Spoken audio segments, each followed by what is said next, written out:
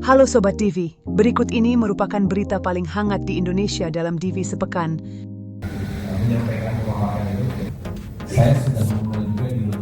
Menteri Koordinator Bidang Pangan Zulkifli Hasan di sela rapat koordinasi di Gedung Negara Gerahadi Surabaya Jumat 14 Maret memastikan kasus minyak curah merek Minyak Kita yang beredar di pasaran tidak sesuai dengan takaran maupun dipalsukan telah ditindaklanjuti oleh aparat penegak hukum.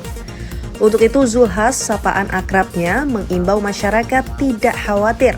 Menurutnya yang beredar di pasaran saat ini adalah produk Minyak Kita yang asli. Menko Zulhas mengaku telah berkeliling ke pasar-pasar tradisional termasuk di wilayah kota Surabaya, sehingga memastikan sendiri bahwa minyak kita yang beredar saat ini adalah yang asli. Sebanyak 6 orang ditetapkan sebagai tersangka kasus dugaan suap proyek di Dinas Pekerjaan Umum dan Penataan Ruang PUPR Kabupaten Ogan Komering Ulu, Oku, Provinsi Sumatera Selatan.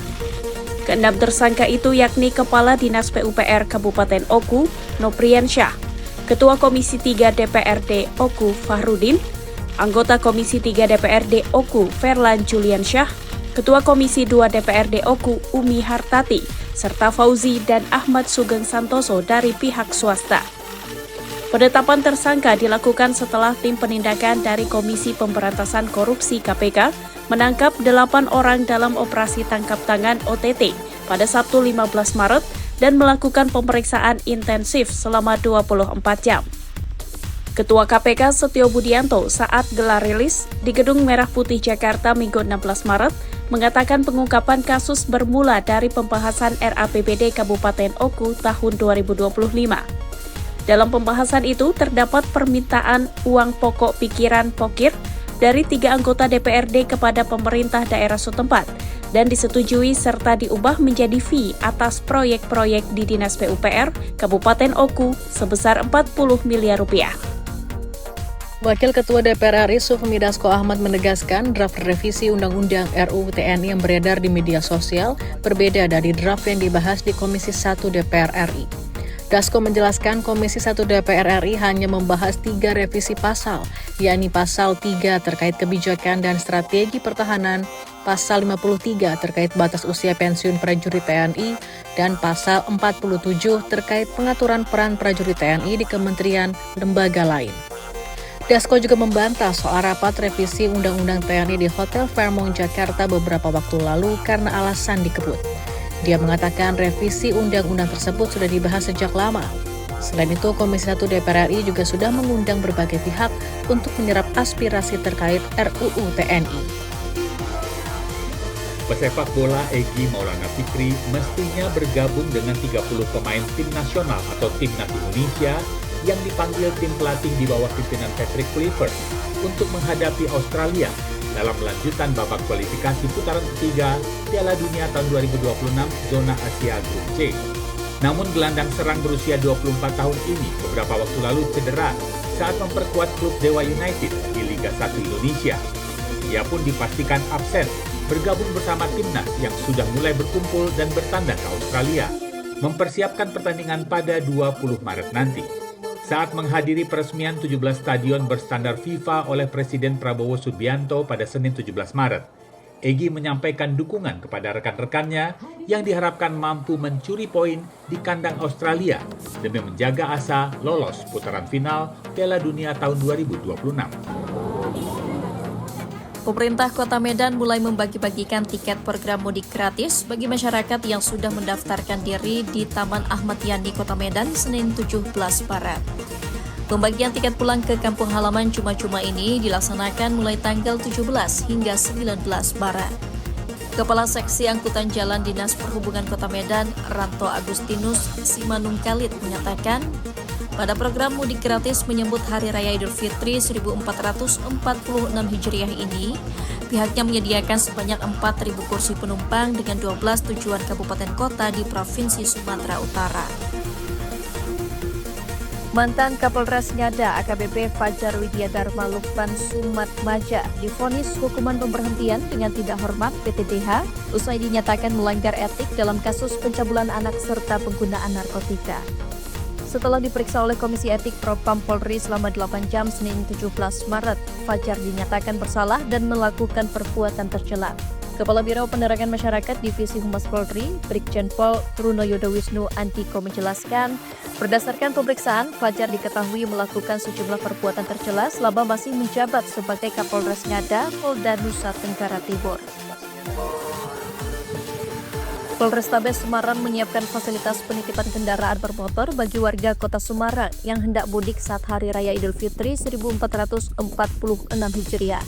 Kapolrestabes Semarang Komisaris Besar Polisi Muhammad Syahdudi pada Senin 17 Maret 2025 menyatakan, selama libur Lebaran warga yang hendak mudik ke kampung halaman namun tidak membawa kendaraan bermotor bisa menitipkan kendaraannya di seluruh kantor polisi di Kota Semarang, baik di tingkat Polrestabes atau Polsek terdekat. Layanan ini tidak dipungut biaya alias gratis bagi warga yang hendak menitipkan kendaraan. Syaratnya harus menyertakan STNK dan surat bukti kepemilikan kendaraan. PT Jasa Marga Persero Tbk siap memberikan stimulus berupa potongan tarif tol sebesar 20% bagi pengguna jalan tol Trans Jawa pada musim mudik dan balik Lebaran 2025. Corporate Communication and Community Development PT Jasa Marga, Lisha Octaviana, usai kick-off Satgas Jasa Marga, operasional Idul Fitri di Jakarta, Rabu 19 Maret menyebut, potongan tarif sebesar 20% tersebut akan diberlakukan pada 2 periode, yaitu arus mudik dan arus balik. Wakil Menteri Badan Usaha Milik Negara BUMN Doni Oskaria mengatakan semua BUMN akan masuk Badan Pengelola Investasi Daya Anagata Nusantara BPI Danantara pada akhir Maret 2025.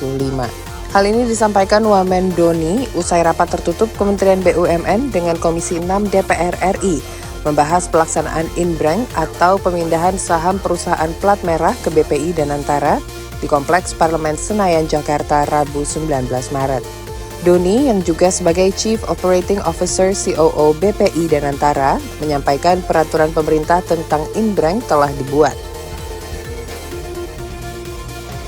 Direktorat Reserse Narkoba Polda Papua bersama Polres Pegunungan Bintang bersenjata lengkap harus menempuh medan berbukit dengan berjalan kaki selama 1 jam untuk mencapai lokasi tanaman ganja yang tersebar di hutan Kampung Eksibidin, Distrik Sarambakon, Kabupaten Pegunungan Bintang, Papua Pegunungan pada Selasa 18 Maret. Penemuan ladang ganja tersebut berdasarkan laporan masyarakat yang ditindaklanjuti aparat dengan melakukan penyelidikan. Pada saat ditemukan, ganja ditanam secara tumpang sari dengan tanaman singkong di celah berbatu.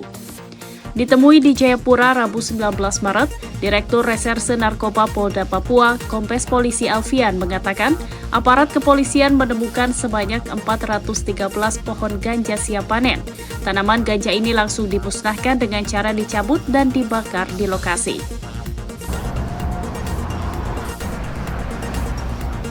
Polres Bogor akan memberlakukan sistem lalu lintas satu arah atau one way dan ganjil genap di jalur puncak Kabupaten Bogor pada H+1 hingga H+8 Lebaran 2025. Kebijakan ini diterapkan untuk mengatur arus kendaraan yang diperkirakan mencapai 80.000 unit, baik roda 2 maupun roda 4. Kapolres Bogor, AKBP Rio Wahyu Anggoro usai apel gelar pasukan Operasi Lodaya 2025, di Kabupaten Bogor pada Kamis 20 Maret menegaskan bahwa pengaturan lalu lintas ini bertujuan untuk menghindari kemacetan parah yang sering terjadi di kawasan puncak saat musim liburan. Untuk memperlancar pengawasan lalu lintas, dan Lanut Atang Sanjaya juga akan mengerahkan 8 helikopter yang memantau kondisi arus kendaraan dari udara. Terima kasih sudah menonton.